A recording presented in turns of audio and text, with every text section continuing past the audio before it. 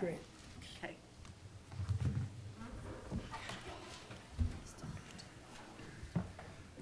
I'd like to call this regular town board meeting for Tuesday, May 20th, 2025 to order.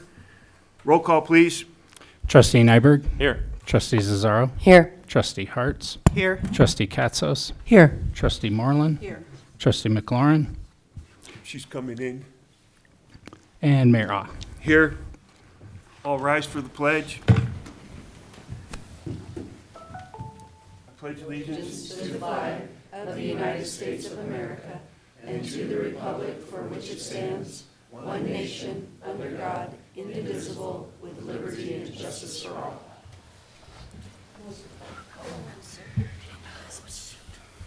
I was worked on it on my home computer. I emailed it to myself twice before I left.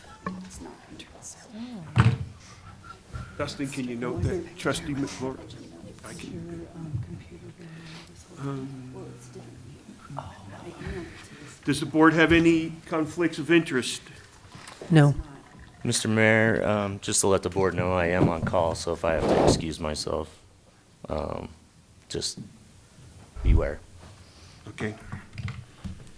Next up is general public input, limited to those items not on the agenda.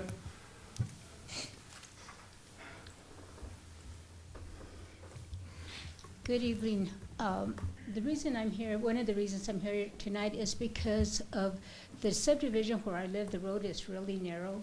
We have a rental house with us, right next to us, and when I called the Bayfield Marshal about 2 weeks ago, I called because I almost got hit by the trash truck and by the UPS because they couldn't see. I don't know what the ordinance or what there is or what can be done, but it's a very narrow street, and they don't use their driveway, they're using the street to park there. And I have called the police once, and they did okay like for 2 days, and now it's like they park in the street, they no longer use the driveway. And I really think this is a hazard in two ways. In the fact that if you can't see around these big trucks with big tires, you're gonna get smacked. And also, if we needed the ambulance or the fire truck in there, we could not get them in the subdivision. And I really am asking for your help to see if we can't do something. I know at one time that you could not park in the street. And I would like to see if there's anything on the books that you guys would help us and do that, because, you know, a rental house, and I try to get hold of the person that owns it, and the phone numbers that I was given do not work. So I really would appreciate your help on that.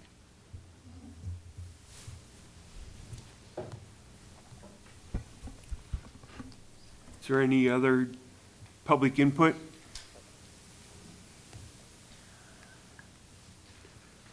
Has the board had a chance, next up is approval of the agenda. Has the board had a chance to look at the agenda? Yes. Mr. Yes. Mayor, I'd like to make a motion to approve the agenda. I'll second that. I got a motion and a second. Any further discussion? Roll call, please. Trustee Nyberg. Yes. Trustee Cesaro. Yes. Trustee Hartz. Yes. Trustee Katzos. Yes. Trustee Moreland. Yes. Trustee McLaurin. Yes. And Mayor Ah. Yes. Next up is approval of the minutes for May 6, 2025. The board had a chance to look those over. Hang on, I got something. I will note that I looked them over. I had an opportunity to speak with Mr. Hayden, and made a number of corrections concerning just typos and so forth, and I believe those have all been made. I have something on there too. Agenda item number 4. I recuses myself, and then the vote comes up, and I voted yes before I even came back into the room. Here it is. Right? It's a small town.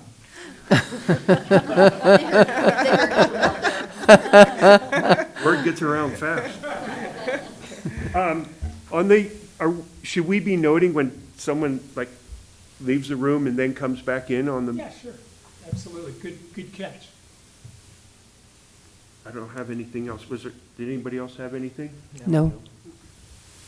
What's the pleasure of the board? Mr. Mayor, I'd like to make a motion to approve the minutes with the adjustment that Mayor Tom Ah was not present during that item. I'll second. Got a motion and a second. Is there any further discussion? Roll call, please. Trustee Nyberg? Yes. Trustee Cesaro? Yes. Trustee Harts? Yes. Trustee Katzos? Yes. Trustee Moreland? Yes. Trustee McLaurin? Yes. And Mayor Ah. Yes. Next up is the work session attendance for May 6, 2025. Mr. Mayor, I'd like to make a motion to approve the attendance for the May 6, 2025 work session. I'll second. I got a motion and a second. Is there any further discussion? Roll call, please. Trustee Nyberg? Yes. Trustee Cesaro? Yes. Trustee Harts? Yes. Trustee Katzos? Yes. Trustee Moreland? Yes. Trustee McLaurin? Yes. And Mayor Ah. Yes. Next is the April 25 financial statement and sales tax report. Good evening. So the financial statements were included in your packet, and those are for April. I don't have not much has changed since March. In the general fund, we did receive the county and city sales tax for the month of February. We did receive the first quarter reimbursement for the HIDA grant. We're still waiting on the first quarter reimbursement for the SRO. We got another payment of property tax and monthly deposits of our oil and gas royalties, cigarette tax, and motor vehicle taxes. We also did have a small revenue for building permits, development fees, business licenses, and carryout bag fees. The carryout bag fees are that small fee that they charge we have a few businesses here in town that still offer a bag and you have to pay 10 cents for it. And then over so many dollars, they have to give us a percentage of that. And I believe it's the $2 stores and one other store that contributes to that. So, and we have been receiving that pretty regularly every 3 months. Youth athletic programs, facility use rentals are both way up. And the general fund is currently a little over $2,100 revenue over expenditures. Sewer fund and I are trending just as expected. You will notice a deposit of a little over $144,000 in the miscellaneous revenue in that fund, and that is the insurance reimbursement for the lift station that was damaged from that vehicle accident. And this fund is currently $181,000 revenue over expenditures. Stormwater fees are trending fine, and that fund is also revenue over expenditures. In the capital improvement fund, there was a transfer of $50,854 to the general fund. This was for expenses for police department AR rifles and optics, and costs associated with the park shop office space, the topsoil compost and holding bin, and the composting toilet at the little Pine Park. Water fund is trending well, and penalties and interest on delinquent accounts is still high in that account. Garbage fund is trending as expected. Its revenues over expenditures as well. The street fund is trending the way it should. It's $184,000 revenue over expenditures. One thing to keep in mind with all the accounts, water, sewer, garbage, and stormwater, all of those accounts are affected by our utility billing, and we're always 1 month behind in collection of those fees. So sometimes if the account is expenditures over revenues, it's just because we haven't collected that money yet. The housing fund is currently $138,000 expenditures over revenues, but that's because we are currently waiting for grant reimbursements to cover those expenditures. The total interest earned on the Caller Trust accounts in the month of April was $33,358.39. And that's all I have. Kathy, I have a question. Yep.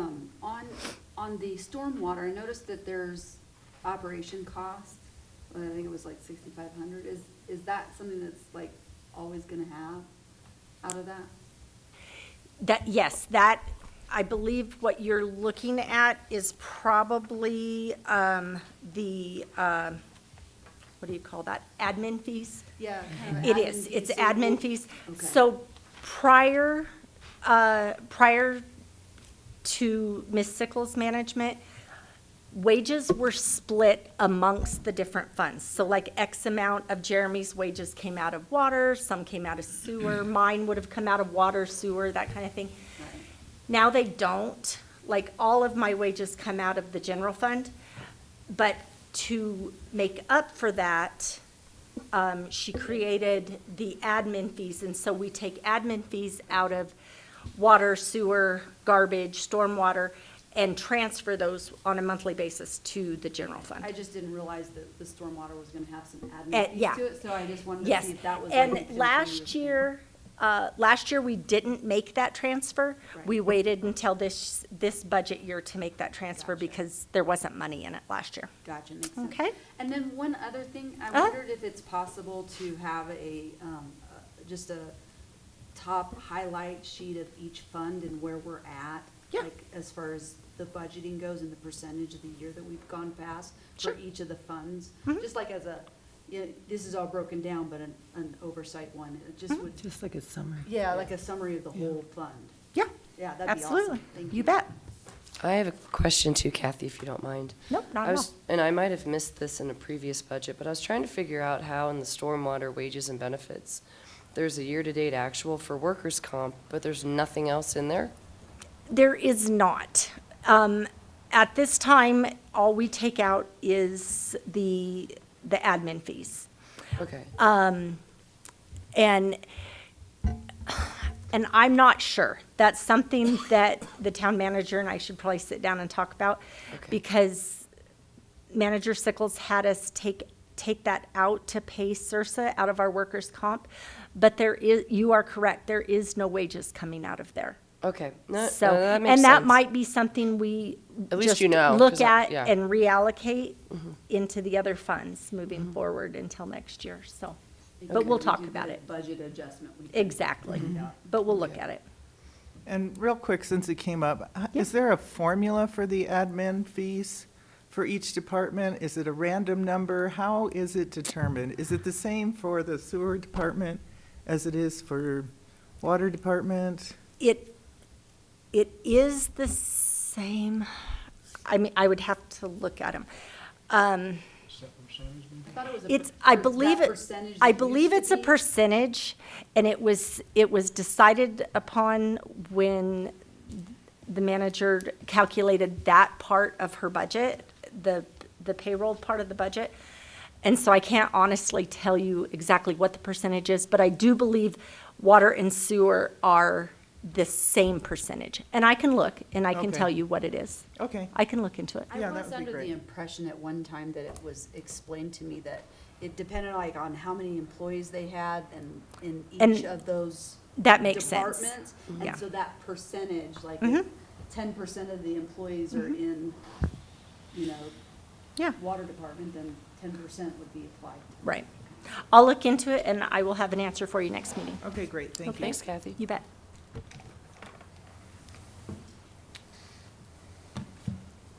Any other comments, questions on the financial statement or sales tax? Sales tax looks good. Yeah, it does. Yeah. Yeah, Mm-hmm. surprisingly so. Mm-hmm. Thank you, Tractor Supply. Is our sales tax up due to More businesses. Probably. I know who I'm talking about, I just can't remember their name. Yes. Okay. Thank you. for reading my mind. Oh, gosh. Next Just don't up, try to translate that on the minutes.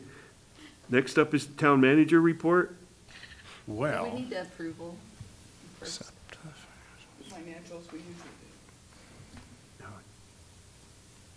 We done? Yeah, sorry. Mr. Mayor, I'd like to make a motion to approve the April 2025 financial statement and sales tax. I'll second that. Got a motion and a second. Any further discussion? Roll call, please. Trustee Nyberg. Yes. Trustee Zazzaro. Yes. Trustee Harts. Yes. Trustee Katzos. Yes. Trustee Moreland. Yes. Trustee McLaurin. Yes. And Mayor Ah. Yes. Next up is the town manager report. I have very little to report that's of notable comment.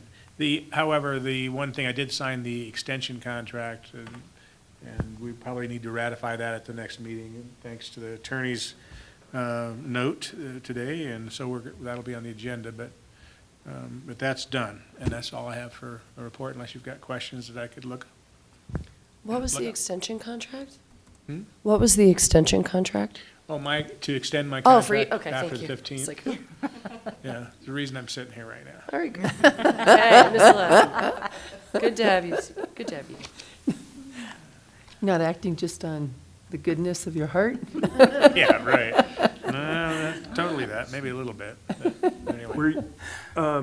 Were you gonna meet with CDOT and SEH on the east side intersection, or have you, or is that date coming up? Next week, I think I've got an appointment with I forgot what you call it, kind of like a summary meeting.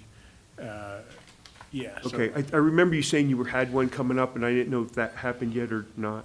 The only thing that was kind of a change is the CDOT said that they want to take us through what's called a local agency review process, which they thought would be better for us and quicker. However, it's going to take probably till the middle of December or winter before we have a project ready to go. But due to certain regulatory review kind of stuff, it was a little easier on us to do the local agency review. And I have no more detail than that. But we're going to have a thorough meeting sometime next week. I've got it on my schedule somewhere. Okay. And you'll be around then to give us a report on that? Yeah? Okay. I'm just checking. You got a phone, don't you? No, I'll re- be Well, here. yeah. Don't worry about it, yeah. And remind me when you're going on vacation? Well, I don't know. I've had an argument with my wife on that, so. Oh, okay. Well, I don't want to get into the business of that, so you just let us know. Yeah. I just was wondering. Yeah. Any other questions, comments? Police chief.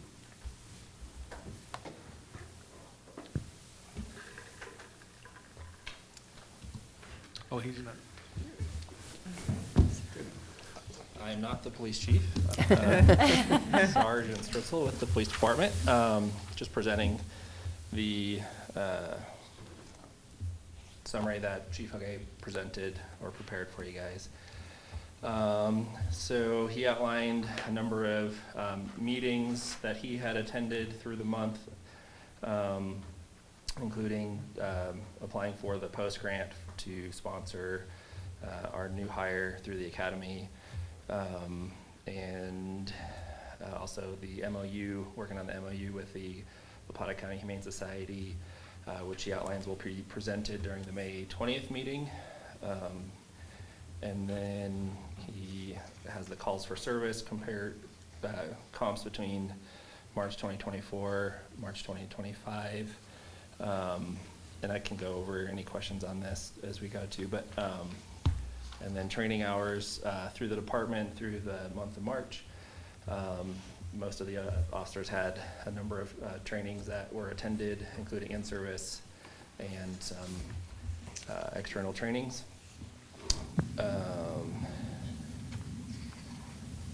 And then moving forward priorities, we have Officer Moore starting with us in June, in preparation for starting the academy this summer. And let's see. And then he outlines also the in-service training, including the discussions that were had during that training. And again, there's a number of notes, and I can try to answer anything I can on those.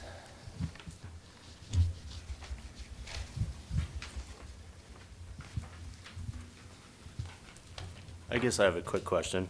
Yes, Like, sir. what was the bulk of the calls on for the month? Like domestic violence, speeding?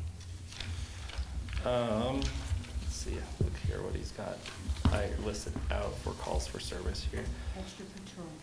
It's extra patrol, security check. The next. Yeah, page. I mean, Citizen generally assist. speaking, the consistent numbers that we have for calls for service is officer initiated, building checks, business checks, school checks, things like that, they kind of lump together, so they tend to take the bulk. higher amount of calls for service. All right, thank you. Yep. I do have one question, Yes. because in Chief's report, he mentions an MOU will be presented at this meeting, yet he's not here, and I didn't see the MOU in the packet. Is that something that needed to come to the board with the Humane Society? So if I could address that. Yeah. I actually conferred with the chief. He presented a draft MOU at the beginning of this week. I had a number of questions. I thought there were some Okay. issues that needed to be addressed, so Okay. he agreed to address that. Perfect. Those issues, and it should be on your next agenda. Nope, perfect. I just wanted to make sure we weren't missing something since he's not here. Thank you, Yeah, Michael. sorry, No, you're fine. dates are tough. Yep. Any other questions? No, I feel like there's dogs loose all over the place, so. And I don't know what this MOU is, but I'm thinking I'm happy for it. Yeah, hopefully it'll work out well, so. Yeah. Thank you. Thank you. Next up is HR. Good evening, good evening. All right, two things that were not on my monthly report. We had 2 employees from the Public Works Department who got their, Connor Lurch got his Class 1 water certification, and then Ron Saba got his Class 3 water certification, so. Yay. Yay. Supporting them. Okay, so participated with the Southwest Colorado Education Collaborative this month in mock interviews. That was at the end of April, and then Mark Robinson and I, as well as DJ, went to the Hire Me Fair. So it was just great to talk to the students. We had 3 interviews. We didn't hire any of them, but still crossing our fingers. Maybe they'll reach out in the next couple weeks. But I have been working with DJ to hire some seasonal staff. So we have hired 3 people with that. And working on job descriptions for all those positions because we don't have job descriptions. So those are done, now we have them, so great. Completed the quarterly reports for SRO and HITA. End of March, so I'm kind of late in this information for you, but I submitted a employee engagement survey for staff. So we had about 17 staff that participated, and the reason I wanted to do this survey is kind of get a baseline of where we are, what our employees think about the town, supervisors, leadership, what we can improve on in the future, because we need a new town manager, so I thought it'd be great information to share with that new person in the future. So I'm going to put results together for you. I've shared it already with the leadership team, but I wanted to put it together and email staff. Just kind of the results, just an overview so they can see that. So I will plan to email that to you by the end of the week, just so you can see that.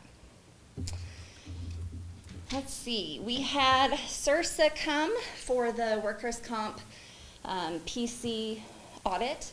We don't know results yet, but there was a lot of work we had to do to get ready for that. Obviously, you know, we posted for the town manager position, so we'll discuss that. And then I'm working on revamping our our performance evaluations, because I don't think they've been touched since 2020. So creating a new or at least updated for staff as well as for directors. So that's kind of what I'm working on. Any questions? Are you pulling SHRM guidelines for those performance reviews? I mean, I'm using all resources. So yeah, I've Employers Council, I've looked on SHRM as well, and so there were some that I really liked, some content, and so I'm just trying to incorporate like all of the good stuff and put it into our performance evaluations. Okay, great. Any other questions? Sounds like you're busy. Always. Thank you. Public Works. Good evening, Mr. Mayor, trustees. We had 111 locates in April, so that's almost double coming out of March. So the weather's been nice, and we got a lot of people out there digging right now. So things are picking up. The water department, we did get an early start with a mild winter, so a lot of our annual maintenance is done in the water department. We'll be moving on in the sewer department and start doing our jet routing and things working forward. So we're actually about a month early, which is good. We did get a hydrant in for Oak. We'll be replacing that with work staff, and then well, actually today is the 20th. They should be shipping the hydrant for Park and Buck Highway. That one we're going to use a contractor just because it's 8 or 9 feet deep, and it's going to be a really big hole there on the corner of Buck Highway, so we're going to contract that out. Irrigation came on. We've been chasing a lot of water. So luckily for us, it's been irrigation water. So those have all been able to be resolved with the ditch riders and stuff like that. Just getting in touch with the appropriate people that manage the ditches. There still is one problem, and I don't know if you've heard of it as well, over by the old Steamworks building, Wolverine Center. They have a plug in a ditch over there, so there's still some water. It's not unmanageable, but it's still wet. Other than that, really a lot of subdivision work going on. Pine River Commons is putting the improvements on the parkway. They should be paving that back together tomorrow, Wednesday, and then by the end of the week, that sidewalk will be done, so that construction will be finished on the parkway. And then kind of back to what Marie was saying, we are encouraging all of our operators to test up to distribution 3 and collection 3, and that's in preparation for growth. So once we hit a 3,301 population mark, we move from a distribution 2 or a collection 2 certification to the state to a 3. So if we can start moving in that direction now, it'll set us up with the growth that we see coming, and we'll still be compliant for state operations. So you probably see, hopefully you'll see some more of those certifications coming in, but that's the direction we're going. We're at about 2,800 right now, so we're not really too far away from that threshold, so we're starting to transition. I thought Ron was already at like a 5 or something. Huh?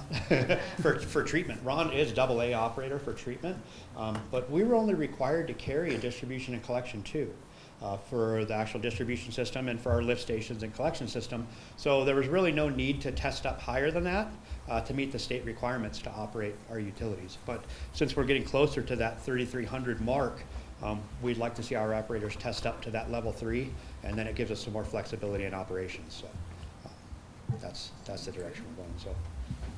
I can answer any questions. I got the flow charts done. The April sewer plant daily flows are kind of hard to look at. So I'm going to need to adjust those colors in there. But we did finally get those put back together for you and in front of you. So hopefully that will be recurring now. We got those spreadsheets fixed. And our flows actually look pretty good. 25 is at or less than previous years. So even with the growth that we're experiencing right now, we're not seeing a huge uptick in water and sewer flows and resources. So. And the red line across the top, that's on that second chart? On the water production? That tells you the 80% capacity. Yeah, the 80% capacity one. Yep. On the sewer plant? So at 80, that's the 80%? Yep. Once we reach that 80% capacity of our daily flows, we better be expanding the sewer plant. So when we get up close to 70%, the state requires us to start planning, and 80% they require expansion. So you can see we still have close to 50% capacity left in there. So we're actually in really good shape for the development that we see coming right now. So as far as for treatment facilities and things like that, you know, there are some pipe extensions, and then water storage is probably be the next big thing. that we'll be looking at for our water distribution system. So Jeremy, does our drought requirements automatically kick in, or is there a trigger for that? So our water restrictions start May 1. That's the odd even watering for addresses. And then the no watering after 9 a.m. till 6 p.m. during the day, those are automatic. Okay. The rest of the drought restrictions are tied to our priority in water. So when, like, say our Schroeder water, our priority 12 water gets kicked out, it triggers action. If our P4 water gets kicked out, it triggers a more extreme action in there, and that's how the drought management plan was representative.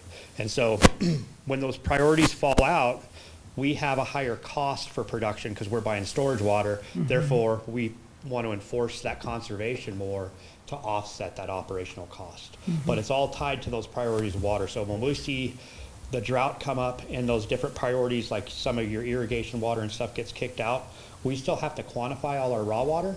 So when those priorities drop out, it's delineated as what action, maybe no impervious watering, maybe hand watering only. And then if we were, P4 was to get kicked out, there might be no outside watering. You know, that would be extreme drought conditions. But all of those would be brought to the board to be voted on before they were imposed on any of the public. So. There was an article in the Durango Herald that said that farmers are going to get 30% less water this year because of the drought that we experienced this winter. And so they were talking about, what was it? Forecasters said 35 million acre water feet will reach the reservoirs. That's 55% of the annual average from 1991 to 2020. And that other water users are set to get only 70% of their usual water supply. Yeah. So just wondering about that. Yeah, with all the rain we got last year towards the end of the summer, we were really fortunate. So we started Vallecito off at capacity.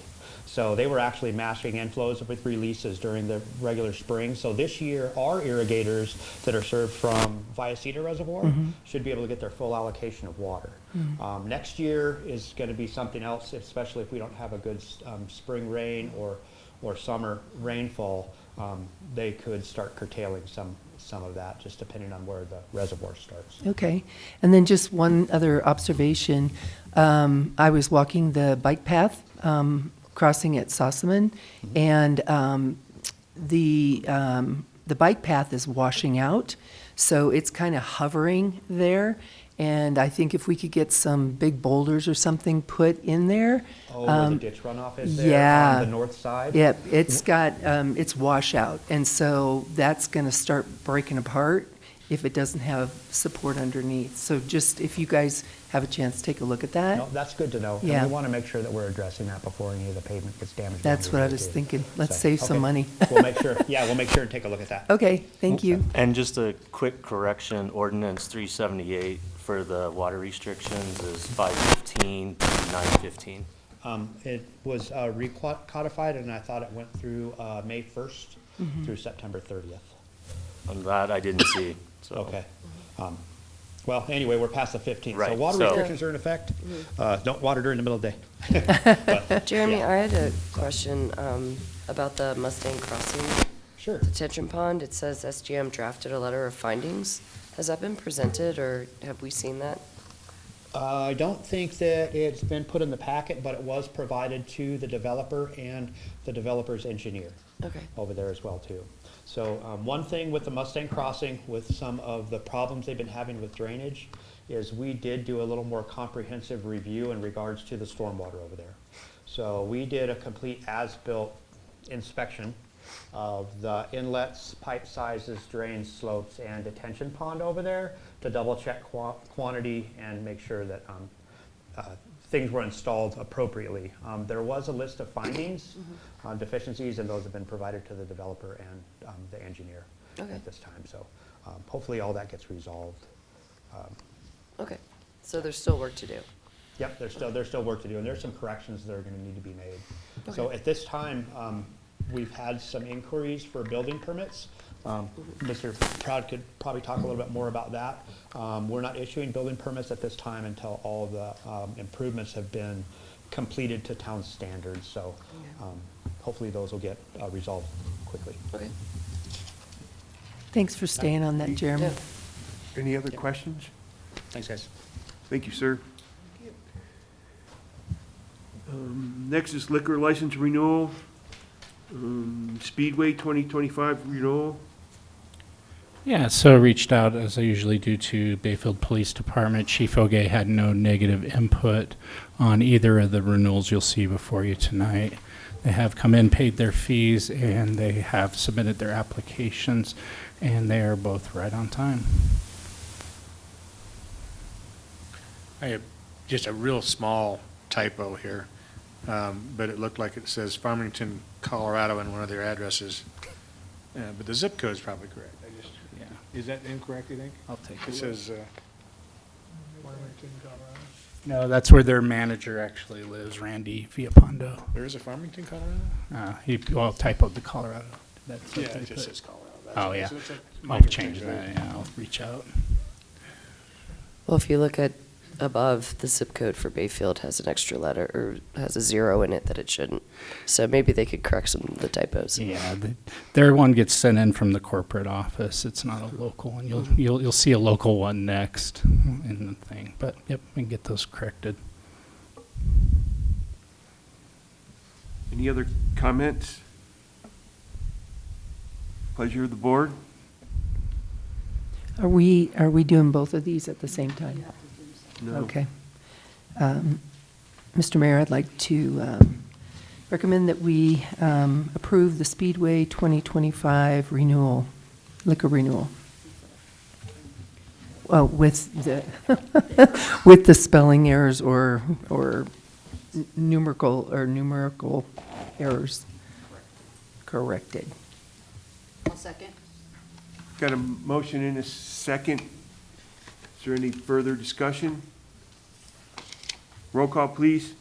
Trustee Nyberg? Yes. Trustee Zazzaro? Yes. Trustee Hartz? Yes. Trustee Katzos? Yes. Trustee Moreland? Yes. Trustee McLaurin? Yes. And Mayor Ah.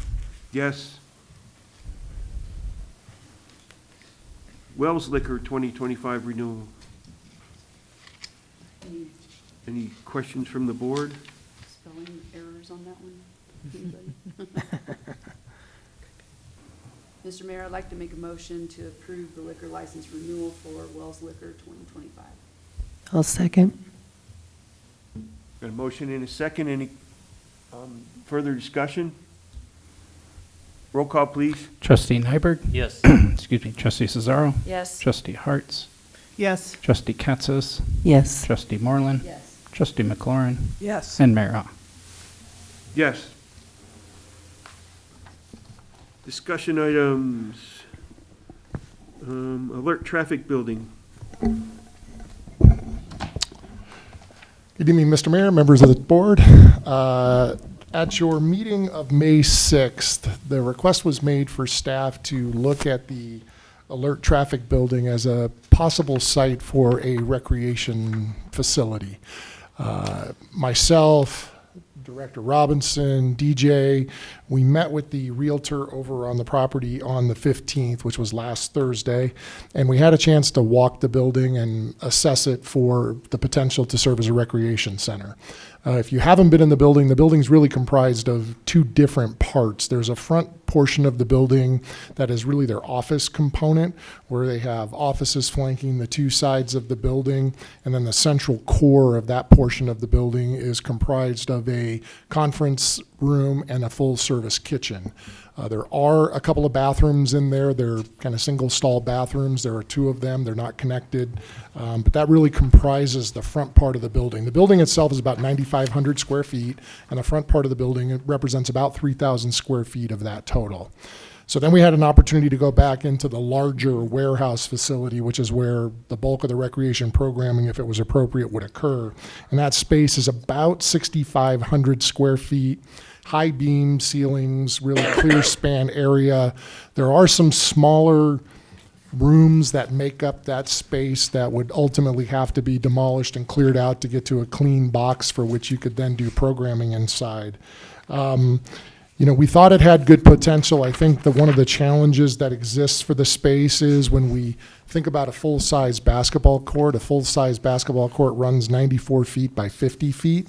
And when we went back and looked at the diagrams after we visited the facilities to look at the dimensions, it comes up a little bit short on the length side. So it's only 85 feet wide and 75 feet deep. So you have one dimension that would work for a full-size basketball court, but if you were trying to go the long way for the court, you actually come up about 10 feet short for the building itself. So that would be a challenge if one of our objectives was to try to put a full-size basketball court inside of the building. I think a couple of other challenges might be we would certainly have to look at the restroom facilities and try to determine how we would create a restroom or a locker room type of a facility, both for men's and women's. There is some plumbing that exists to the space, so there may be an opportunity to do that, but that would certainly be an additional expense for using that space itself. We did have a chance to speak with the broker a little bit on terms of where they are in their marketing effort. They're currently listing the property at $1.615 million.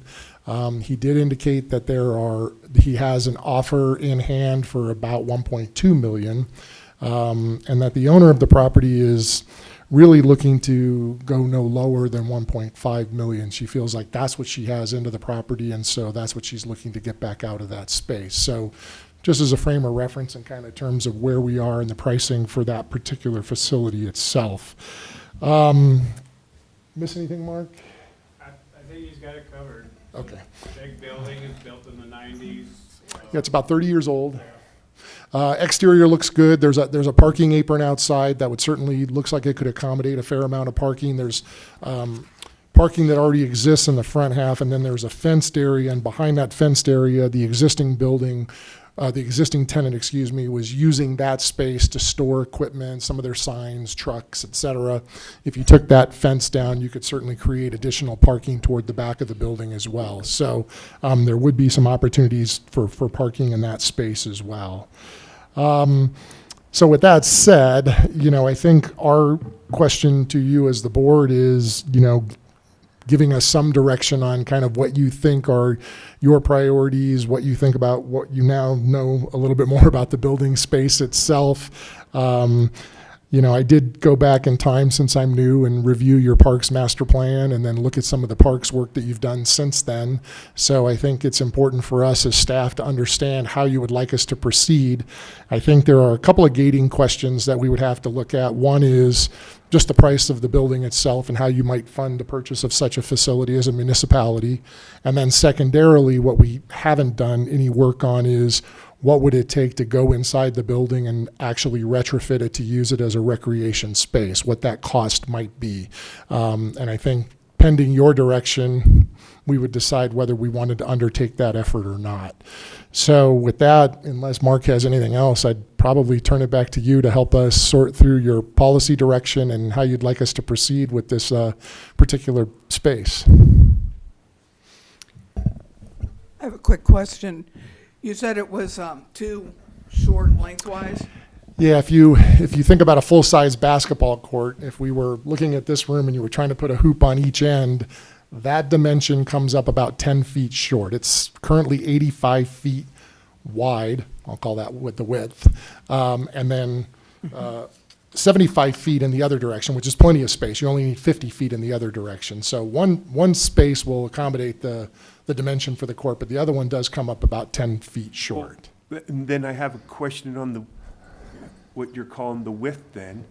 So if the court's 55 feet wide and you have 75, then you need, 5 to 10 on each side for teams to sit and be out of the way of the game, the play of the game, and then you need room for bleachers. Yeah, you have the two dimensions to compare is the length, and maybe I've now confused it. The length is, the building is 85 feet long and the court is 90, that your requirement would be 94 feet. To your point, the width where you would have the teams on either side, the building is 75 feet and the court requirement would be 50 feet. So you do have 25 feet if you were to split that evenly, roughly 12 feet on each side of the court that would exist for, the team seating, for bleachers to be installed. There is a existing mezzanine in a portion of the building, and so some decision would have to be made as to whether that mezzanine would need to come down, or we talked about, could we potentially incorporate some of the bleacher structure into that mezzanine facility, which would give you a little more of a bird's eye view of the court if you were sitting up on that mezzanine facility itself. So I think the way to look at it is one dimension appears like it would accommodate the court, but the second one really is a good 10 feet short in terms of its ability to accommodate the court. I think you would probably only get one side for bleachers. I don't think you'd get both in that facility unless you added them. Well, that was kind of my point, like 12 feet doesn't sound like very And it wide for does- bleachers. Like you said, it has a loft and it has stairs going up to the loft where you could put bleachers, and then it has an area below the loft that you could put bleachers as well. So that's kind of nice. One thing too is they still have all their equipment and stuff in there, and they're working on getting rid of all that. So it's kind of hard to, really, there's a lot of stuff in there. So once they have that cleared out, it'd be nice. But yeah, I think you would have to do some construction and engineering to figure out how you would make that fit.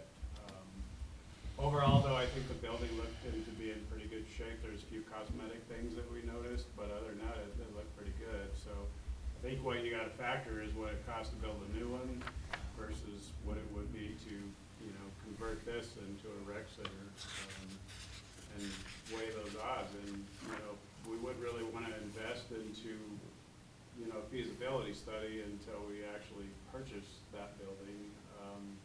So it's kind of I don't know, but like Steven said, we just kind of need to know where you guys would like us to go with it. So Dustin, speak to us a little bit about the need. Well, we're seeing a decline in the older kids' sports, and there's multiple reasons for that. There's a lot more programs geared toward like 5th and 6th graders. So you got YAFL, you've got travel teams in soccer, DYSA, things of that nature. But we are seeing a huge explosion in pre-K and K. We had 8 soccer teams this year in just pre-K. So it was really hard to find coaches. So we are seeing quite a huge growth, and the growth is in youth sports anyway, is in the little ones. So we could definitely fill a building, and we could expand. There is a thirst in the community for more adult programs too. I mean, we really only offer 2, so it'd be great to maybe have an adult basketball league, but that facility that we have now, it's just really hard to balance all of that. DJ and I get expressed constantly, and Mark as well, that there's definitely a need for more adult sports. Just our numbers that Kathy was telling me show the softball program is exploding too and very popular. And then if we were able to have a facility such as this, when I look at the floor plan, there's like several offices where walls could come down, and then you could rent them for like yoga rooms. If you have teachers that are teaching Zumba or yoga or something like that, you could rent the rooms for that. Also, you could have like a toddler's room when families were coming. I was looking at the concern for the bathrooms or locker rooms. They've got that break room in the back, and that's full service break room, and it abuts to a bathroom. So it seems to me that we could split that break room and have a couple of facilities in there on each side, male and female, and then also a little bit of room to change clothes or something like that.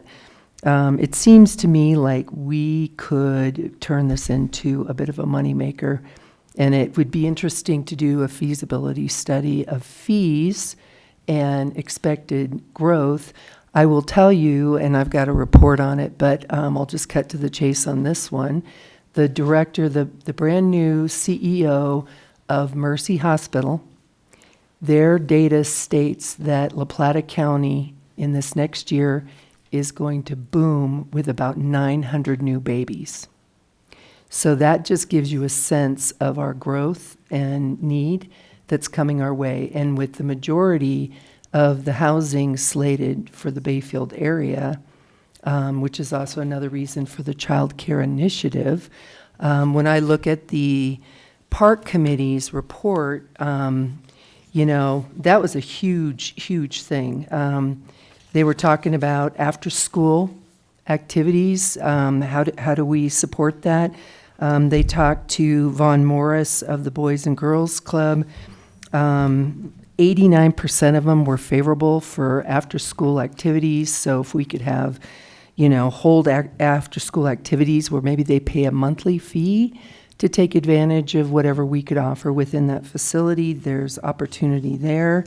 Also, representatives from United Way of Southwest and different other philanthropists would be interested in maybe contributing to something of this nature based on the parks report, the park committee report.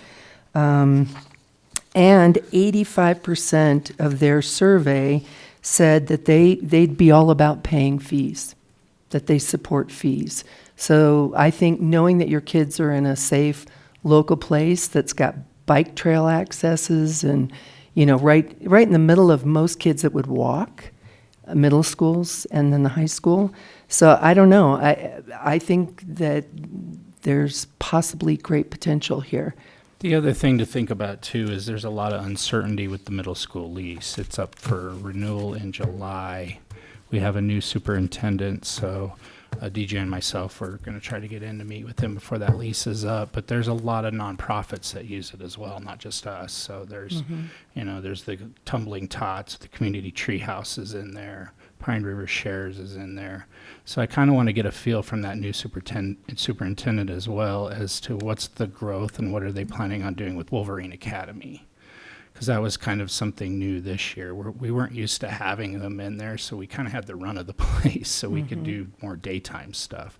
But now the kids are in there, so according to our lease, we can't be in there until 6 o'clock, which I talked to the headmistress there, and she let us come in at 5, which was very gracious. But the future's really uncertain on that building, so that's also scary for our programs, but is for the nonprofits as well. Well, when I attended the kind of the brainstorming event for the for the school district about their growth and their expansion, they did kind of throw out the idea of selling some current assets. So that would concern me that they might want to sell some of those assets. I don't know. That was part of the brainstorming activity that they were doing. So I think the potential of not having a secure building for the level of need that we have in our community would be a factor, in my opinion. Very flourishing volleyball program that really relies on that gym. Even the adults this year had an open gym for adult volleyball, so they could go in and take advantage of that. So, yeah, that kind of keeps me up at night. I'm real worried about that lease and worried about what we're going to do if we don't have a place for the kids. I mean, we'll expand outdoor as much as we can, but if we get a real winter, we might have to offer cross-country skiing or something, I don't know, in the park. If we get snow. Right, so, yeah, that's a real thing that's looming in July. Well, are those two buildings where Pine River Shares and Pediatric Partners, is that a separate lease from the gym? Yeah. Okay. Yep. Because I think they're planning to sell that building with Pediatric Partners. Yeah, I heard that too, and I got a little scared and made sure it was that building and not the building. As far as I know, the plan is still to keep Wolverine Academy in the other bigger building that's attached to the gym. And hopefully we can get our lease re-upped in July. So the Pagosa gym that they're building is $2.2 million to build the building. So $2.2 million to build something new versus $1.5 million to purchase a building that needs renovations. Just after I wasn't at the last meeting, so I missed where this came from. And having listened to what you were sharing, I don't know that I'm in favor of purchasing this building and trying to refurbish it. I'd rather find a piece of land and build something new and meet our needs. But I'd also like to ensure that we have the revenue coming in. And the last time we went to vote, it was not voted for. So I don't know if this is like a hurry up, we have to buy this property now. But right now, I'm I know we have a need, but I'd like to have funding and support from the community when we request a 0.5, a 1%, some sort of percentage to pay for this. And if it takes, we don't have our lease and now all these kids don't have an option, then maybe more members of our community who vote no will vote yes. So, if we're trying to, I wouldn't want to do any more work on this because I think just based on the last thing Kat said, we could spend a little bit more and get something new versus buy a building that doesn't even meet our needs and refurbish it. So, Yeah, I agree. I think we're putting the cart before the horse. Yeah, a little that's bit my because thought. We don't have the financing set in place. Yeah. And we really have that east intersection that needs to be financed before we, Yeah. we think about this piece of it, because that is going to give us more commercial buildings that will help us in the future and with taxes and that sort of thing. I think that is more of a priority than for financing than this, unless we're able to get them to, the citizens to agree to a fund for recreation. Well, when I brought up the lodger's tax and the fact that we're currently giving our lodger's tax to La Plata County as opposed to collecting it ourselves, the mayor said, that would be a great way for us to fund a recreation building. So I think that, we haven't given it its due of consideration of how we could fund it, but I think that, this would be something where I believe that if we set an assessment fee, maybe a one-time assessment fee for the community, or, a short-term tax along with augmenting with the lodger's tax, with increasing fees, having more opportunities to make more revenue. I just would hate to think that we're going to come up short for the kids, and we're going to prioritize other things. Part of the role of government is to be able to do many things thoughtfully and with consideration of costs. So we can't just go, well, we only have one thing to think about. We have many things to think about. But prioritizing those many things is what's important. So anyways. So I'm going to clarify, because I feel like the comment is being said that only one thing was needing to be done, and that is not what I said. I was saying to prioritize the east intersection, not just do east intersection. So just to clarify that. I know when we did the park study that it came up that the majority, their basic finding was that the people were more interested in a community center than funding the park at this point. And I'm all for that, community rec center type of building, which is great. But the one thing that we never did find out through that study is what do they think that this rec center / community center should look like? Like, what are their expectations out of that? Are they looking for, I get it, a basketball court, but what else do they want to do in this building? They talked of a swimming pool. Well, swimming pool's probably out of the question. There's no way we're ever going to afford that. And be able to keep that and staffed and stuff, but what else do they want out of that building? We haven't done that. Honestly, that's the next question we need to be asking. Actually, the park committee, she did a compilation of the entire survey, and the top priorities, 10 top priorities were an indoor swimming pool, a multi-use trail loop, river fishing access, dog parks, common area for music events, gatherings, splash pool, paddlecraft access in and out of the river, additional multi-use fields with bathrooms, pickleball courts, and skate park revitalization. This was all based on what the master park plan was, but they did say that they wanted indoor activities included for kids, especially for after school. And then with Dustin's information of validation that we've outgrown the building that we're in, we can't put any more people in there, we can't create any more opportunities for activities in there anymore. We've maxed it out. So And then again, the viability of the fact that that's not going to be there. What would be a plan B? What would be if we didn't think about this and look towards this and we're caught with nowhere to put these kids and nothing for them to do, where would we be? So I don't know. I'm just posing the questions. And I think that it might take a little bit more thought. I realize that I initiated this alert traffic building. I realize that it's catching everybody maybe a little off guard, but it's one of those things where you see it, you go, hey, maybe this is worth our consideration. The guys went out and looked at it. They've got a sense of it.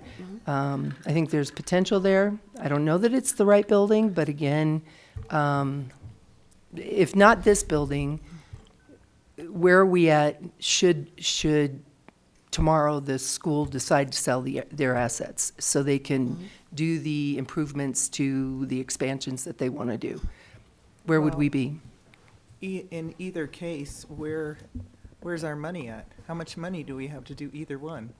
To address the problem of not having the building, or to address the problem of taking a building that we already know cannot even it has to be retrofitted, has to be remodeled, and where are we getting this money? Well, that's something that buy would it. take some work to dive into, right?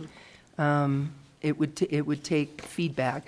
We can raise our lodger's tax up to 6% to match what Durango's going to do, if that's what we chose to do. I think they currently take 4%, but maybe we don't want to do something that radical. But it's just an option, but it's going to take some diving into the budget, diving into our revenue, and then some creative number crunching. We discussed, I don't know, remember if it was the last meeting or the meeting before, of sitting down and coming up with a game plan on what we wanted to present for boating this year. And I think this should be added to the list. Yep. Maybe east intersection should be added to the list.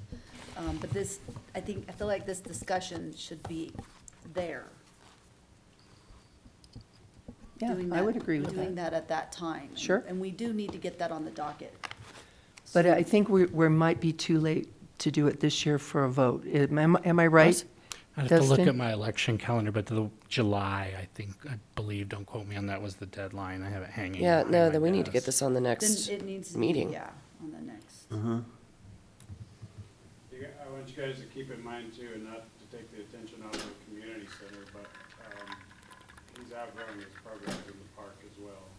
They need Another field? If you guys go down there on the Saturday, that place is jam-packed.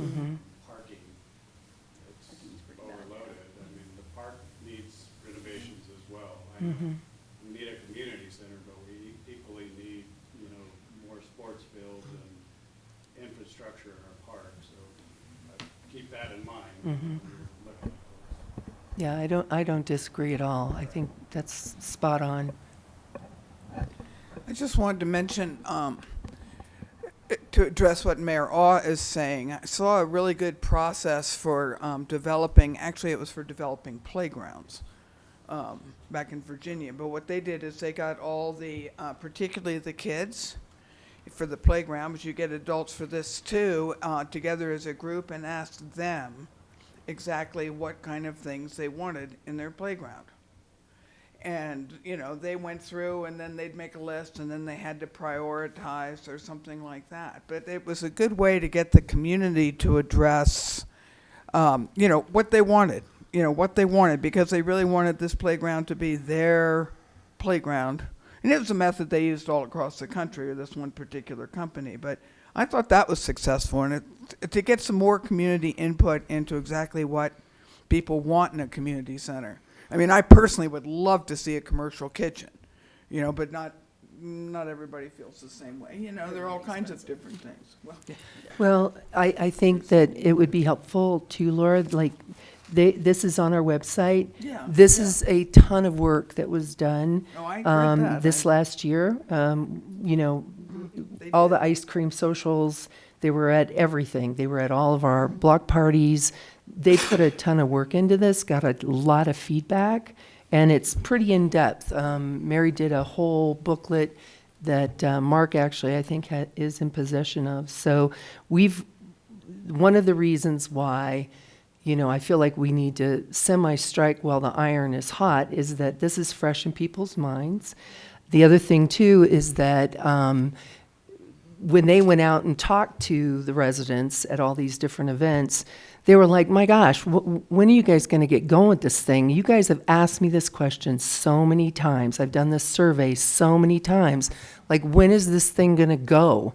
And so I think that that's the other thing, because I think the first feasibility study was done in 2016, I think, and then again in 2018, and then again, I think, in 2022. But we presented it to the people for Yeah. voting for funds, and they voted no.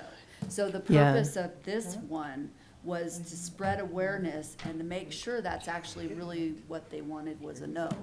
And we're actually getting the opposite We're getting response. the So yes, opposite, yes. I do agree that we do need to address this while it's front of brain. Yes. That was an initiative that we wanted to do for that reason. But when I talked earlier about cart before the horse was, I feel like that vote needs to happen before we go and Yeah. agree to be in a $1.5 million contract. Wasn't there a timeline Well, outlined in the plan that Mary put together that we have to do 1, 2, 3, 4, we do the ballot? Like, I thought that was all outlined. I just don't know how to get it back on our agenda Yeah, to well, move forward. Actually, Dustin has like Katie's format that she was putting together.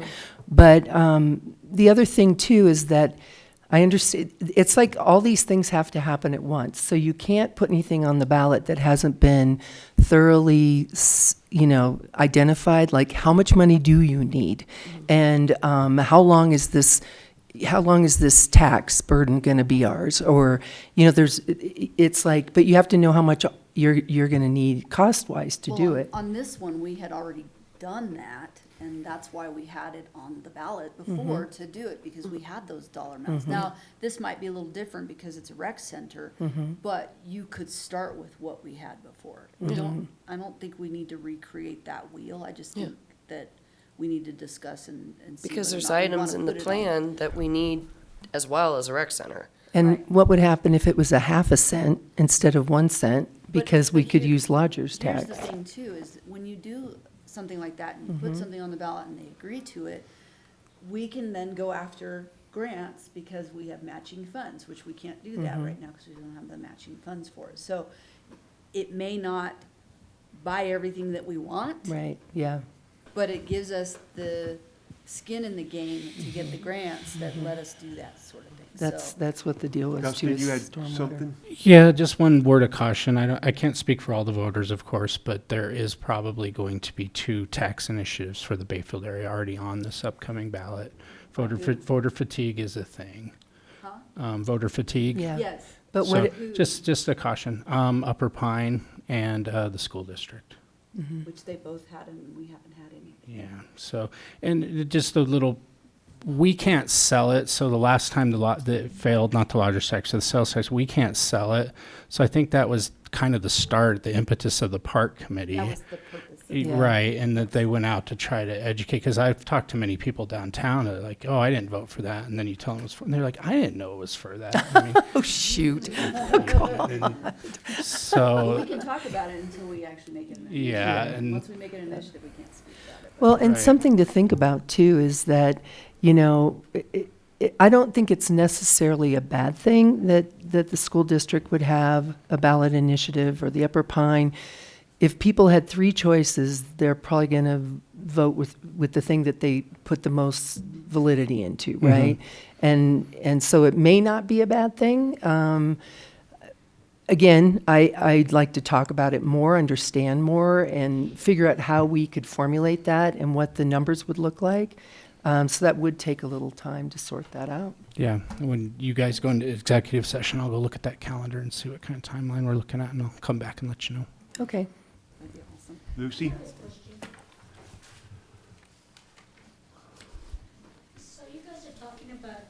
the, Just put your name for the record. okay, for Lucy Stewart. I have a question. How many people that use these programs in Bayfield, are they from Bayfield and not from the outlying, like Ignacio and Durango, because they can't go to those programs? Are we doing this to benefit the kids from Bayfield, or are we doing this for the communities in the area? That's my thing about why I wouldn't vote for one, is because I see people here that are not from Bayfield, their kids playing here. And so I feel like they're not paying in Ignacio, they're not paying Durango, but they come here and use our facilities. And that would be my concern on that. I do know that the Ignacio has the Ute Rec Center, and many people out in that area use the Ute Rec Center. And then the Durango Rec Center is packed with everybody from everywhere, because it's got the splash pool and it's got the indoor pool and all kinds of programs. But I will tell you that one of the comments that, any of the comments that were repeated was included in the survey, and it said it would be nice if we didn't have to travel so far outside of our community to do things. So I think that this, my sense is that this would really benefit our locals, and they may not live right in town, but within 5 miles of town. And let me say too, I mean, economically, even if you did have some coming from outside of the area, they're then using our services. They're gassing up in our town, they're using our restaurants. They might stop at the grocery store and grab, Definitely something the to dollar drink store. and head to the dollar store. So it does have a synergy that helps at least that piece of it, so if that. Brings in more revenue. Brings a little more revenue for our town, so. So can we all agree that we need to have a further discussion? And Yeah. Dustin said that we'll talk about a date in Yep. executive session. I think Okay, that's great. I think Good, that'd good. be perfect. Okay. Did you? No? No, you look like you were waiting. Guys, So much to say. I like the old days when there was no conversation at all. Brian Blanchard, 627 Louisiana Drive.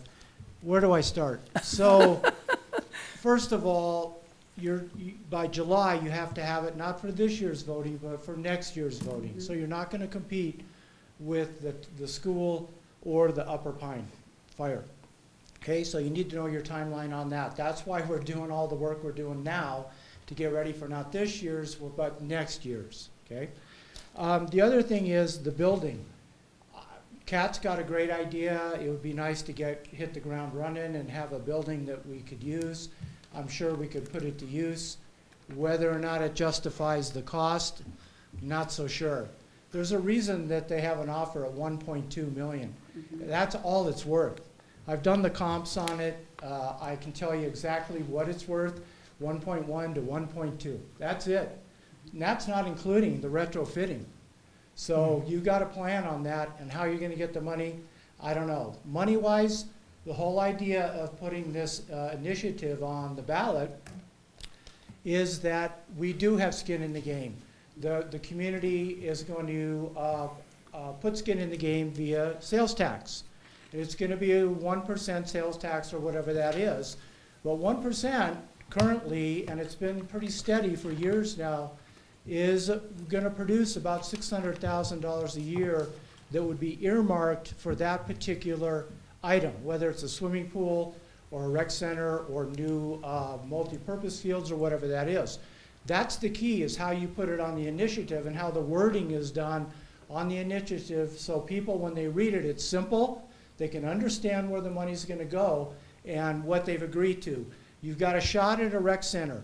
You're not going to have a shot at a swimming pool. We're not big enough. It'll be a long time. Ignacio has a swimming pool. If they really want to swim, there's that in Durango. But if you're going to pay $1.6 million for the building or for the property, the land itself is only worth between $350,000 and $500,000. It's a 1.3 acre parcel. That's the going rate. That's what everything is sold for over the last 3 years, okay? So figure $500,000. We'll give you the benefit of the doubt. It's worth the maximum amount of money. If you deduct that from the 1.6 million they're asking, the building then, is it worth 1.1 million for that building to start? Maybe, maybe not, but I think that's a concern. I like the idea of starting from scratch. The town owns a nice piece of property down there on the river, okay? Why not use some of that property you already have? It's adjoining all the utilities in town. If you were to build a building, it's only gonna cost you, I'm doing a 9,000 square foot commercial building currently, right now, with the city of Durango and the county, and it's gonna cost, for the shell of the building itself, is $175,000. Clear span, 9,000 square foot. Great gymnasium, 25-foot ceilings. I'm not sure what the ceiling height on the alert building is. Got to be a certain height. But you already own the property. You've taken a $500,000 or more chunk out of that cost already of property that the town has owned for years. Start something with the property you already own.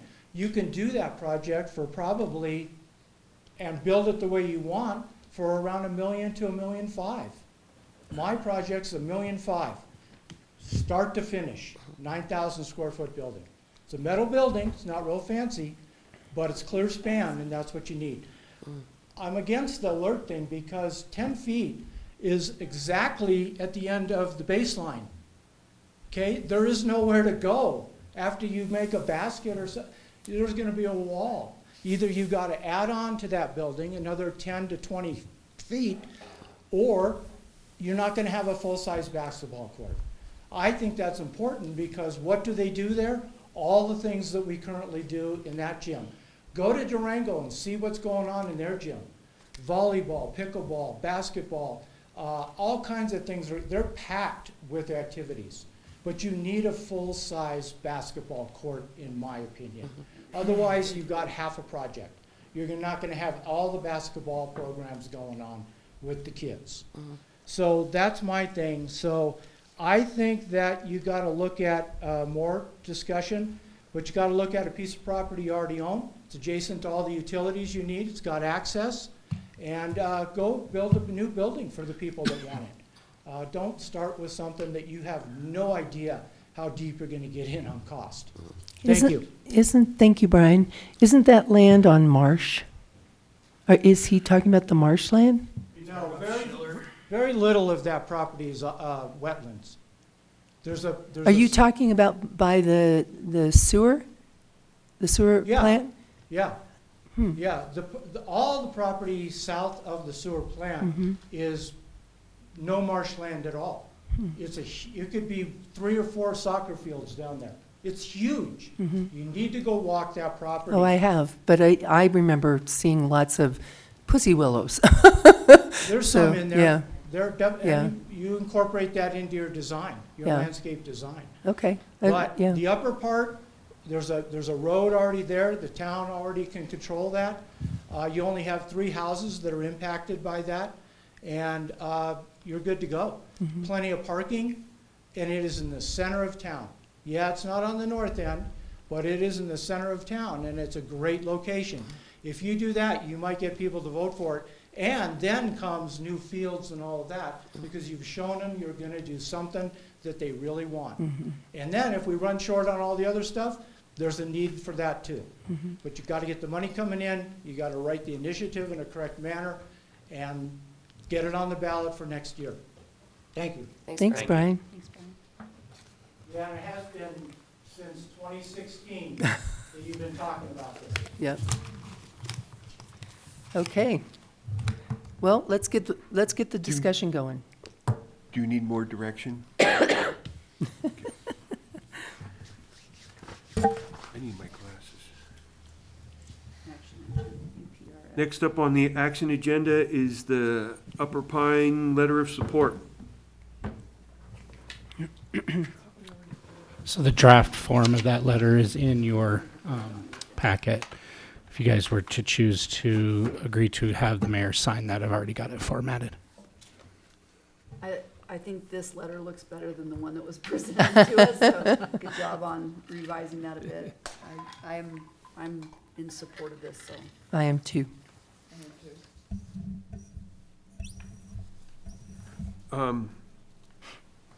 Probably need a motion Yeah. to move forward. Mr. Mayor, I'd like to make a motion for Mayor Ah to sign the Upper Pine Letter of Support Station. I'll second. Got a motion and a second. Is there any further discussion? Actually, at their board meeting last week, which I attended, I believe they're also getting a letter of support from the county, and I think also from Ignacio as well. So they have these they're going throughout the entire county and all the municipalities for support. And it sounds like it's favorable in all the other locations. So if there was any question, I just wanted to share that others are signing this letter, from what I understood from their meeting. Any further discussion? Roll call, please. Trustee Nyberg? Yes. Trustee Zazzaro? Yes. Trustee Hartz? Yes. Trustee Katsas? Yes. Trustee Moreland? Yes. Trustee McLaurin? Yes. And Mayor Ah. Yes. Next is data safe new desktop computers. Right, the IT company has recommended that we replace 8 desktop workstations. I believe that's half of what we have here at City Hall.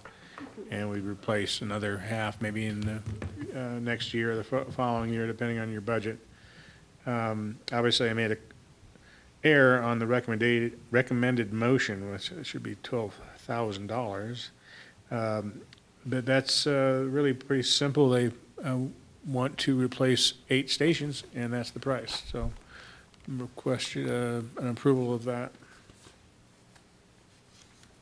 Does the board have any questions?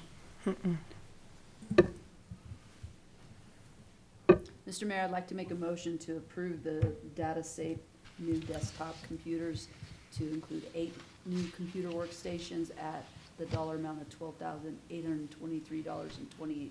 I'll second that. Got a motion and a second. Any further discussion? Roll call, please. Trustee Nyberg? Yes. Trustee Zazzaro? Yes. Trustee Hartz? Yes. Trustee Katsas? Yes. Trustee Moreland? Yes. Trustee McLaurin? Yes. And Mayor Ah. Yes. Town hall landscaping.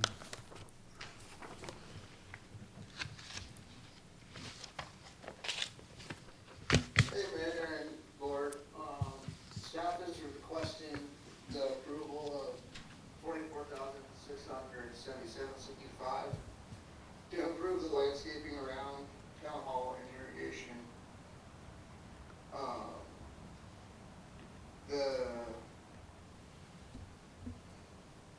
I've contacted several other landscape companies and only received one bid from Advanced Landscape and Design, which is included in your guys' along with the irrigation estimate as well. In the budget, there was approved $30,000 for landscaping and $10,000 for the irrigation. The estimate for the irrigation came out to be $8,000, which is within that $10,000 for the irrigation portion of the project.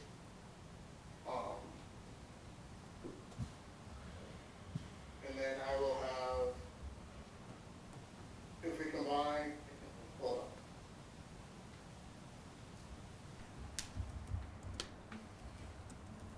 If I combine the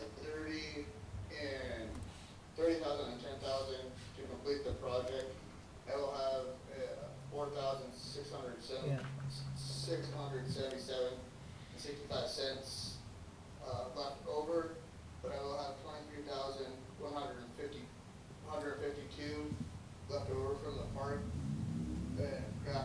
parking lot crack fill at the senior center. That I'd like to use some of that money to fill in the gap between what was approved and the extra I'm needing to finish the project.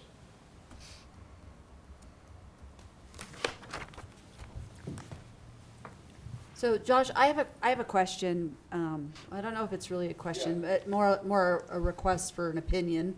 I feel like in this request, or this proposal from Advanced Designs, it just feels like we have to do a lot to get this done. You know, we have to clear away the rocks, and then there's also the cost in, you know, however we're gonna do that. Whether it's, you know, done via truck, or, you know, do we have to get garbage bins? What do we have to do to clear that away, and what cost is associated with that? And I'm not sure why, it just seems like a lot of money for what we're asking, which seems to me we're asking to put mulch in, and we're paying a really large dollar amount. So I mean, is that normal? I mean, it just seems like it's a half a job, but we're paying a lot, and we're trying to get money from all these different places to pay for it. So they're gonna haul the rock and pile it up in the parking lot, and I'm gonna use some of that rock elsewhere in town, but they're gonna have to haul it out by wheelbarrow, basically, is what they were telling me. They weren't gonna be able to use too much equipment, because it would tear up the grass. So a lot of that cost is coming because of man hours.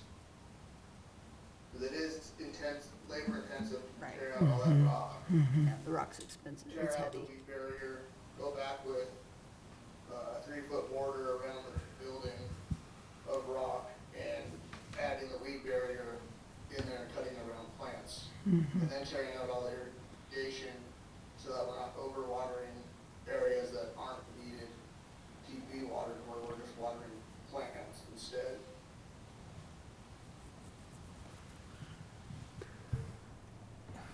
Still seems expensive. It's coming in at $44,000, and you had a $30,000 budget to start, which means that it's a 33% over budget, and we only have one.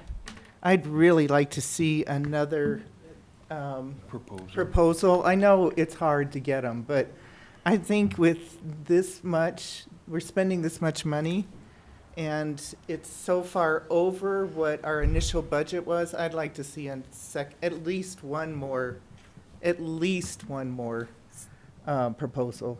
So I completely agree that I want to see another proposal, but I want to clarify that it is not 14,000 over budget, because there's 10,000 applied to irrigation, and that's included. We have 10,000 in addition to the 30 for irrigation and this. So there's really, So it's, you said it's like $40,000. almost 7,000 over, so it's still over. it's 4,400. And that's to begin. Yeah, it's Yeah. 46. It's over Mhm. after you're Yeah. into it. Well, So we're- I'd like to offer a little perspective. I want to put in a zero-scape front yard. My front yard is probably, I don't know, 100th of the size of the town hall's area, and I got a quote, 3 quotes that were right around $12,000. That's to pull out all my grass, remove my rock, bring in new plants, bring in new irrigation. I don't think that this is that far off for what I'm looking at here. When I look at what the higher costs are down the proposal, it's tearing out. It's the hard labor. It's, you know, 21,000 or 2,100 for tearing out old cobble and cobblestone and placing it with a 3-foot drip edge. It's tearing out. All of these are tearing out. So I don't know. If you haven't talked to a landscaper recently, you might have a little bit different perspective of this. Well, where I was asking him the question had more to do with it was half finished, and I wanted to know why we had to do the other piece. But I think Josh really explained it, because he plans to use that rock elsewhere. And so I can understand now why that isn't, to me, in my brain, completed. It's because you need that rock for something else. So I'm okay with that piece of it. I do still think it's expensive, but everything's expensive right now. Well, we could get, I know the Blanchards and I are familiar with getting the mulch from the mulch station, or whatever it's called, the transfer station. So, I mean, there are other options for mulch. I mean, I think there's some things we can do. I just didn't realize that the landscaping around Town Hall was so bad that we have to spend $30,000. I understand irrigation, but on everything around the Town Hall, especially when we have savings in some places. I know right now we have overage in other places that I don't know that necessarily need to be applied to So, landscaping. The last meeting that we actually asked that question. Oh, okay. And so in the last meeting, it had a lot to do with like the weeds coming up in between those big rocks and how hard and labor intensive it's getting to keep it looking okay. Okay. And the irrigation system is shot. Yeah, the irrigation system isn't working well, but also the weed, Barrier, barrier that they put down is pretty much non-existent anymore. Okay. So they gotta do something, otherwise they're gonna keep spending a lot of time doing it, and that was the reason behind this. It was also, I think, when we originally talked about doing it, the rocks heat up and cause the buildings to be hotter as well. And they thought that if we switched it to mulch, it would help with the heat and air for the building around us. Plus, it keeps it moist. Yeah. So the plants have longevity. Just so you guys know, we did try to negotiate some ways with this company to lower costs as far as like buying our own mold, you know, in bulk and saving money there, hauling it ourselves because we have the equipment to do that, but they were not willing to do that. The other thing is their irrigation cost that they came up with at $8,000 is probably high, but until they rip it all out, they're not gonna really know what they're looking at as far as reinstalling new drip irrigation. So that could come down, but we did try to reduce costs on this and they were not willing to work with us on that. And then trying to get another landscaper in here at this time of year is probably gonna be pretty difficult. Yeah. But this plan, does it still leave all the grass Yeah, out front here? Yes, no grass is coming out. That's right. Right. Yes, we're replacing the dead plants and trees. Josh can confirm that, but from my understanding, we're replacing all the dead plants and That's right. trees.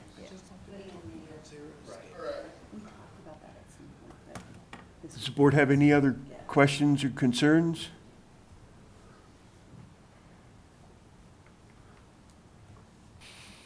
I don't.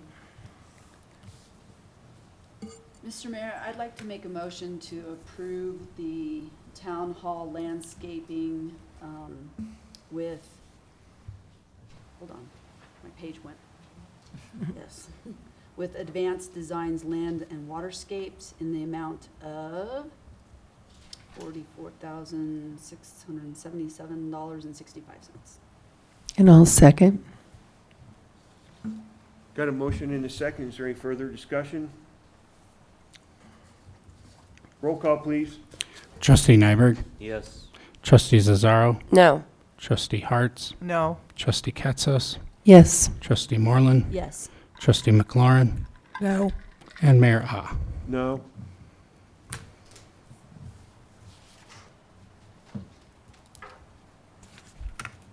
I'd like to see some other proposals on that, if we can get them. I don't know, just seems a little high and excessive for where we're at. I'd vote yes if it was in the budget, and since it exceeds, that's the only reason why I'm saying no. We'll keep working on it. Yeah, if we were at 40,000, you have my yes. If you're less than, even better. I can try to get more estimates this season, but we're probably looking at postponing the project to next year, just due to that they're already getting all booked up for projects this year. Okay.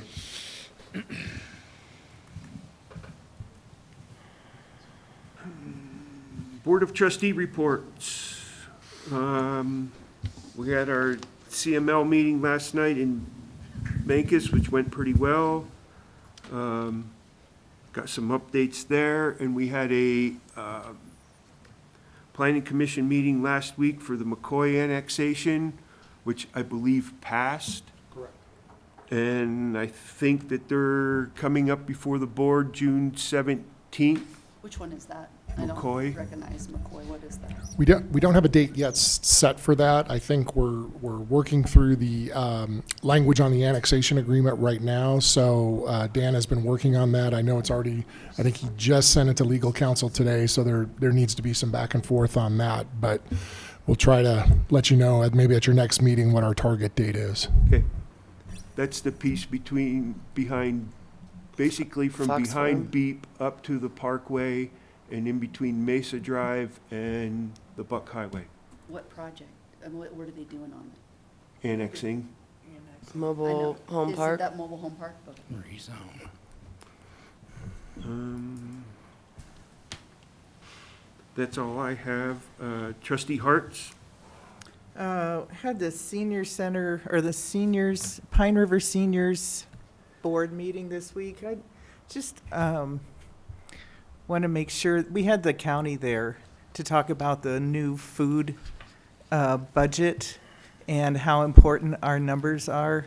And I just want to make sure that the county is wrapping you guys in too, and not just talking to the seniors nonprofit. Nothing. I've never heard anything about it. Okay. I mean, Callan talked to me, but No, like the director of Durango Senior Center came over and was wanting to make the seniors accountable for it. So I just want to make sure we're looped in here. So I'll fill you in with off the record. But basically, the numbers have to really, they're going from a $600 budget, food budget, to between 2 and 3.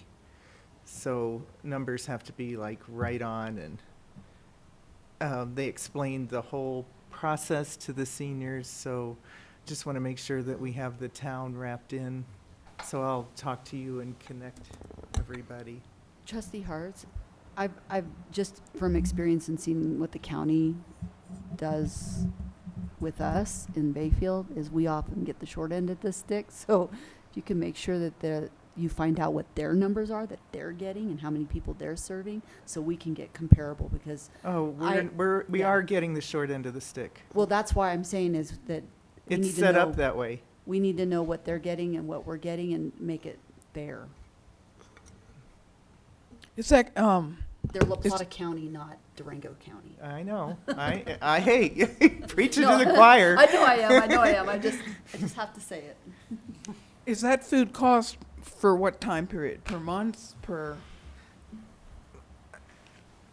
That is, I think that's the annual budget for $200 for food? 200,000. Oh, thank you. I thought you said 200. No, they're going from 600,000 to 200 or 300. Oh, okay. Yeah. See. No, yeah, not that bad Breaking yet. bad. Not that bad I yet. thought you were Here's your talking per crumb. month too. Oh, Yeah, no. me too. And I was I didn't like, know what? No, 2 or 100,000. 300, I yeah, don't- 2 or 300,000. Okay, you had us all a little confused. Sorry. Why are they negotiating that with the senior board? Exactly. They shouldn't be. Because it was Exactly. usually with, well, when I was the liaison, it was with the town, because it is the the town. contract is with The town. the town. Right, right. I mean, I'm happy for the board to be involved in the conversation, but I'm just surprised that makes they it had a confusing. meeting without the Them. town. Yeah, because Human Services gets that money from, I don't know where they get the money from, but they have to provide to everyone in La Plata County, including us, but it has to go through the town. Because they also negotiate what our staff do. Like, they pay our staff to do certain things too, so it's just bizarre that, Portion. yeah, portion. A small portion. Yeah, that the county would have a meeting and not involve the town. It seems to me, Scott, you should reach out to La Plata County and ask about that. We shouldn't sort of I'll give wait. I can give you the name and the number of the person. I think that would be appropriate. I was unaware they were having the conversations, but now I know. Yeah. Do you know the name of the person that came? Isn't it Vicky? Vicky Mestis at the senior center in Durango. I have her email, Scott. I can get it to you. Okay, very good. Good. That's it. Trustee Katsos? Let's see, the Economic Alliance was last Tuesday. Our new Community Development Director attended, so he could introduce himself to the group, which was awesome. And And as I was saying, the new CEO of Common Spirit Mercy Hospital was there and spoke. He brings a vast knowledge and expertise in rural health and understands the importance of keeping medical care close to home. He then served, when he was hired, with as the CEO for St. Elizabeth's Hospital in Fort Morgan, and also was the Vice President of Integration and Rural Health.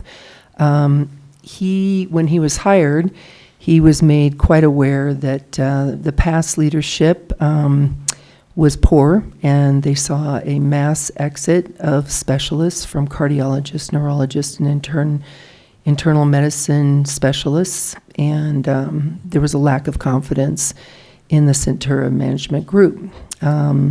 His commitment and engagement is to reestablish the Common Spirit reputation. He's got new specialists coming in. He's got a cardiologist, a urologist, a neurologist joining the team.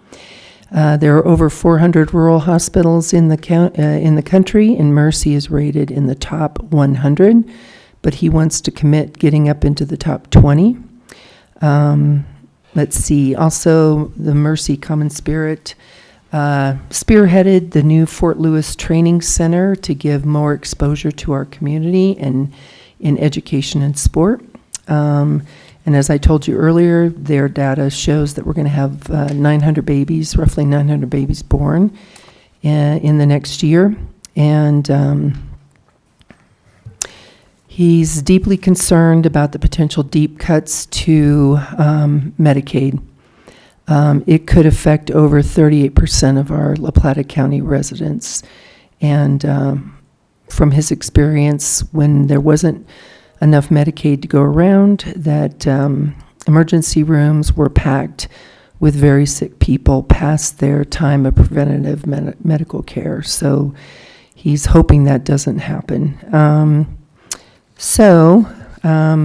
Also Stephanie Weber from the San Juan Mountains Association spoke.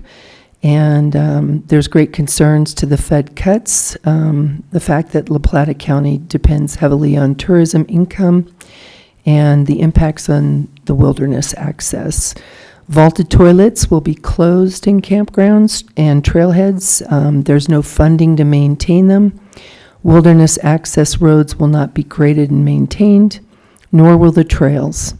They are asking for volunteers to step up and preserve our wilderness. Otherwise, the long-term negative impacts will occur. And folks that are interested in participating should reach out to San Juan Mountain Association. And on a final note, she said that as an example, Columbine Forest Office had 22 full-time workers. They're now down to 8. And that's all I've got, except that there's no Economic Alliance meeting in June. The whole thing with reduction of the Medicaid funding has a lot to do with the physicians leaving this area, for one. I mean, they have to, and it depends on the specialties, I think particularly, but they have to, if you have to, say you're a pediatrician, and you have to serve Medicaid patients, but they keep cutting your reimbursement, it just makes it, and unfortunately, most doctors are motivated by money primarily, so they don't, they go somewhere where they can get more money, because their lifestyle has grown to meet the income that they get. I'm more concerned about the people who use it as their main source of health care. Well, and so is he. So that's all. Yeah. That's always been a big problem. Trustee McLaurin? Okay, I want to know, just real quickly, from a show of hands from the people that we have in the room, how many of you are familiar with the Good Food Collective? Okay, the Good Food Collective has an awful lot of potential to be very useful to us in this area. There's always this traditional competition between Durango and Bayfield.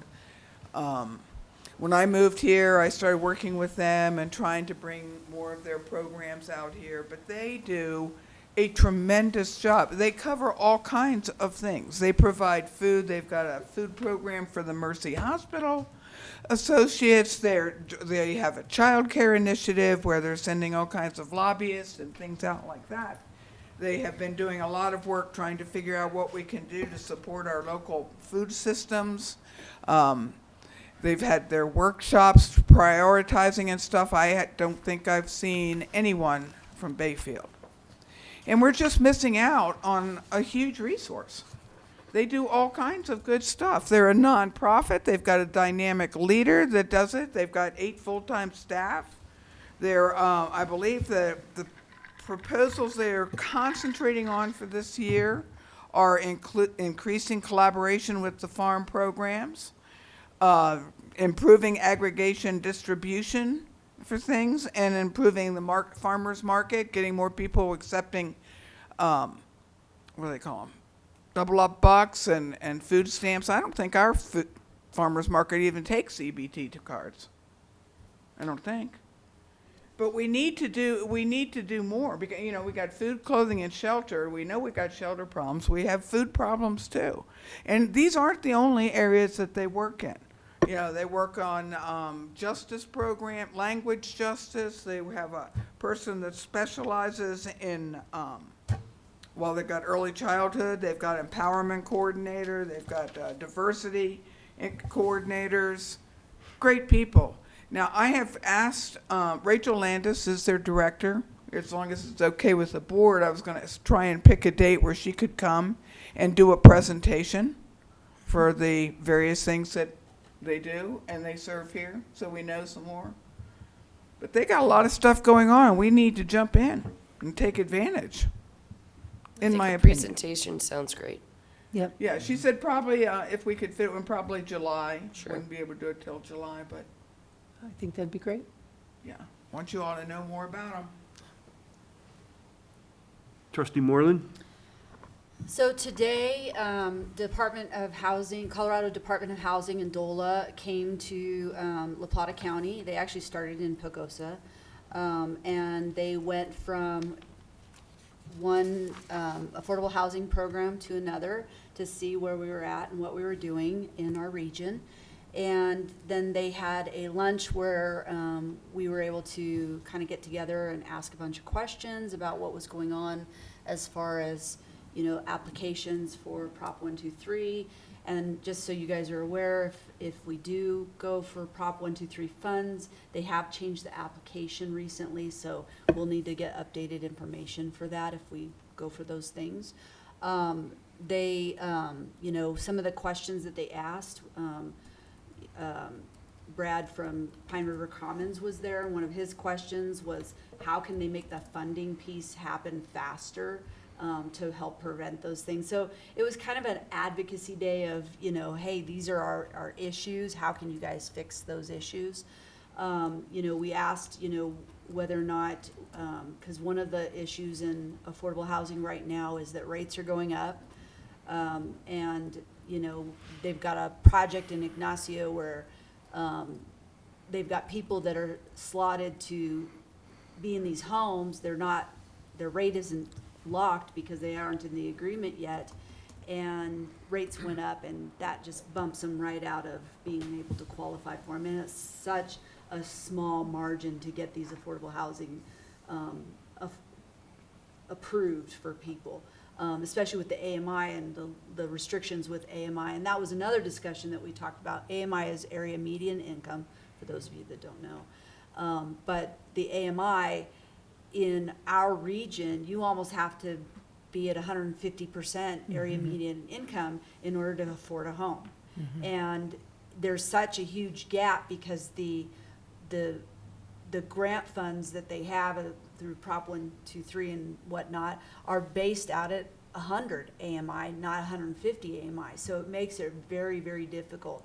Another thing we talked about is whether or not they could start looking into doing some rate subsidies. Since rates are so high, a way to bring those rates down for people who are at that 100 or 80% AMI mark. It was pretty cool to have a bunch of people in the room advocating to make, housing affordable in our area and to talk about some of the problems that we're having in trying to make that happen. And actually getting DOLA and Department of Housing to like listen. I mean, doesn't mean it's gonna change much, but, you know, if we get to that first part where they're at least listening and being able to then, you know, lobby towards some changes, that would be fantastic. There was a really good article in the paper. There was a really good article in the paper that I sent to Stephen and also to Scott that talked about that gap and the challenges with it, and the fact that the state's not going to release that funding if you don't meet the Prop 123 like to the T. Right, So, exactly. And, you know, part of the problem is we're in what's called a rural resort area, so our area is much harder than any other AMI type of area. So having, you know, DOLA and the Department of Housing understand rural resort is really difficult. You know, they gave concessions when it comes to rental housing with their Prop 123 for rural resort, but they didn't give any concessions in the AMI to purchase of houses, which I don't know why. Why would you do one and not the other way?